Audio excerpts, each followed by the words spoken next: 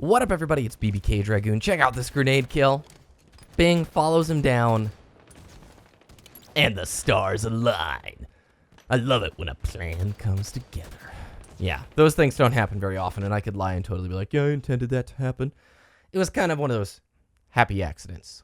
So this is a 35 and 5 Double Frenzy gameplay. We're talking about the month of Mythic, the hot topic. Gonna share my reaction, but really, I'm talking from a more top-down perspective, a broader perspective on just microtransactions in general.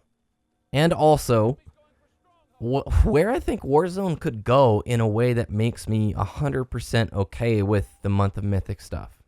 So first, month of Mythic, right? Starting out right now, you can purchase 12 Prophet's Banes for 100,000 rec points or $10 real-life money. And when this first came out, I tweeted out, not cool. And I still stick by that statement.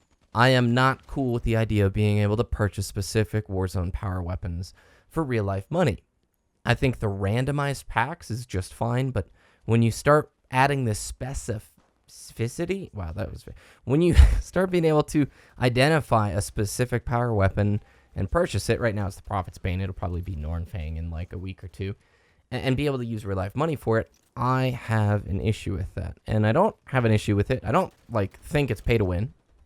And I don't think that Warzone is really that die-hard or serious of a playlist. I mean, it's a pretty relaxed playlist. Everybody sort of understands it's a grab bag, and you call in your really powerful card, and that's the fun of it. That's totally the fun. I don't think many people take this playlist overly seriously. And I don't think, if you had a team of whales, all people who spent tons of real-life money, and they all bought lots and lots of the packs and have all the Prophet's Banes they want, that does not guarantee them a win. It doesn't. And that's never been my thought process on this. Where I have hesitation is the precedent this sets. And we're going down a slippery slope. And I do not trust Microsoft to pick a good stopping point on that slippery slope for us. And notice I said Microsoft and not 343. Because make no mistake, this is a publisher initiative to integrate more and more microtransaction opportunities within their titles. It's a publisher thing. You want to know why it's a publisher thing? Because microtransactions are present in every single AAA game these days, dude. Why? They're profitable. They're really profitable. Last year, EA said I think like 45% of their revenue came from DLC and in-game purchases. Just let that sink in for a second. Almost half of their yearly revenue. And it's not just EA, dude. Across the board, microtransactions are making money. And they can be an excellent avenue for a publisher to monetize their game further. Let's say a game had a pretty cruddy launch. Wasn't critically acclaimed. It didn't sell perfectly. If they have good, enticing in-game opportunities for players to spend more money, they can recover. They can become successful, all right? So when I see the month of Mythic thing, if you would have told me 3 years ago, yeah, dude, you're going to be able to buy power weapons for a specific game mode in the next Halo title, and they're one use only. Yeah, you can $10 for 12 of them, or you can buy it with an in-game, currency, this kind of freemium model. I would have just laughed at you. I would have said, no, that's ridiculous, dude. What are you talking about? But here we are, and that's the case. Again, reiterating, I don't think it's pay to win, and I don't think it upsets the balance of Warzone that much, but it's a freemium model in a full $60 game, and I don't trust Microsoft to put the brakes on at the right point. They will push the envelope with microtransactions further and further unless the people who have dissenting opinions state them and share them. And it's not just Microsoft. Insert any other publisher here. The envelope will be pushed further and further until they receive backlash or until they stop being financially successful. So I've shared with you my opinion on this, and plenty of you can have dissenting opinions. I know there's a lot of you on Twitter who are like, dude, it's really not a big deal. You need to chill out. And to you, I say, yeah, you're right. In this moment right now, it really isn't a big deal. I don't care if the other team has all the Prophet's Banes they want. But in 3 to 5 years, when it gets worse and worse because no one stood up and said, I have a problem with this, then it's a big deal. And at that point, it's hard to retcon and go back in the past and make a change. But at the end of the day, I don't have to buy this pack. That's as simple as it is. If you guys are totally comfortable with it, you can buy the pack. And if I'm not comfortable with it, how do I voice myself? By not buying the pack. Just think about it. If there's like, let's say 300,000 people watching Halo YouTube, which is a really generous number, all right? A really big number. 300,000 regular viewers for Halo YouTube. And about, according to VG Charts, 5 million copies of Halo 5 was sold. Do you realize how small of a drop in the bucket we represent in the grand scheme of things? So even if all 300,000 of us joined together in the exact same thing and all decided, I'm not going to buy this pack, we would still represent only a pretty small margin of the total amount of people who purchased the game. I just, like, we get very intense and emotionally attached to these games and our opinions, and we feel like we have this responsibility to drive developers when really we don't make a huge difference in the publisher's choices. The only thing that makes a big change in the publisher's choices, Microsoft or whatever publisher you want, is the bottom line. It's how much money something generated. And they look at the numbers, and if things are working, they go that direction. If they're not working, they try something new and maybe steer the ship a little differently. The way I think that you make this freemium model where you're selling the Mythic packs. I know we're late into Halo 5, so I understand that they're trying a new avenue to let players get a hold of some of these things before the end of Halo 5, right?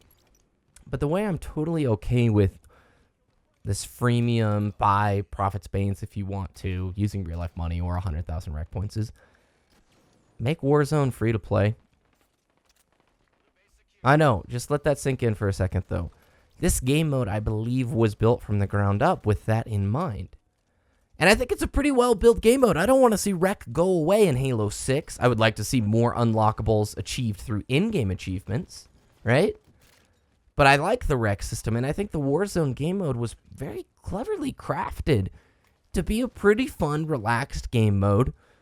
But I think it fits the free-to-play model perfectly, especially at this point in Halo 5's life. You've got Halo 5 coming to PC today. Why not let that entire group of players interact with Warzone? These are new potential players who aren't ready to spend $60 for Halo. I don't know what its price now. It's probably lower than that. But they would certainly try out Warzone. And they might even be somebody who says, I'll invest $10 in some packs. What does that take away from the console players, right? What does that take away from us? It adds a lot of new players who potentially get to try out Halo 5, and if they like it and they want to do the arena experience, and if they want to try out campaign, probably not Halo 5, but I just become perfectly okay with a freemium type model, which is what's inherent right now in the Warzone system, where you can either spend the in-game currency that accumulates, at a decent pace. 100,000 rec points takes a bit. It's not a ton of time if you're a regular player, but if you're not regular, it can take a bit of time. But I don't know. I think that seems pretty smart to me. There's going to be people like, no, I paid full price. I should not see, my dollars going away just so people can experience the free-to-play side of things. But, just think about it. Moving forward, why wouldn't Warzone be a free-to-play initiative to get new players involved in the game? I don't see a whole lot of negatives with it. I'm sure the comments are going to bring up plenty of negatives to all of that. But, yeah, it's really where my head's been at. I waited to do this video just because I didn't want to have a knee-jerk reaction. I wanted to reach a point where I could talk to you guys in a chill, relaxed environment. I'm not losing any sleep over this pack. I'm a little bit disappointed, like I shared, but, dude. There's only so much we can do. 343 as a developer listens to us more now than ever. The community team over there rocks. But that's not the people who are making these larger decisions on microtransaction initiatives. That's the publisher. And in any community, dude, publishers are going to do whatever they feel like is going to generate them the most money. They're a company, and that is their job. That's why I don't sit up here and blame 343 for, most of this stuff. It's just, how do we voice ourselves in a way that communicates to the right people. I don't know. It's a rather interesting era we live in. There is a poll over on Waypoint where you can share your opinion on the month of Mythic, and some folks from 343 are paying close attention to it. I encourage you, man. I do encourage you, vote. And vote the way you feel, honestly. If you're totally cool with it, say that. If you're not cool with it, say that. I would avoid voting, get microtransactions out of there altogether. I think that's a wasted slot on that survey, because microtransactions are not going away. They're in every AAA game. They're in a bunch of indie games. There are sell-up opportunities all the time. Season passes, in-game appearance, skins that you can purchase. More DLCs than you can shake a finger at, dude. So, and I think, in general, Rec has been handled pretty darn well. But this is where the line has been crossed with me. I'm not comfortable with being able to buy a specific power weapon. Yeah, you can use in-game currency. I get it. It's not that egregious of an offense. But if we don't voice ourselves now, the envelope will be pushed further and further along until we look back and we go, man, what has happened? How did we get to this point? Anyway, that's my 2 cents. Thanks, guys, for watching. Have fun in the comments down below. I will read them.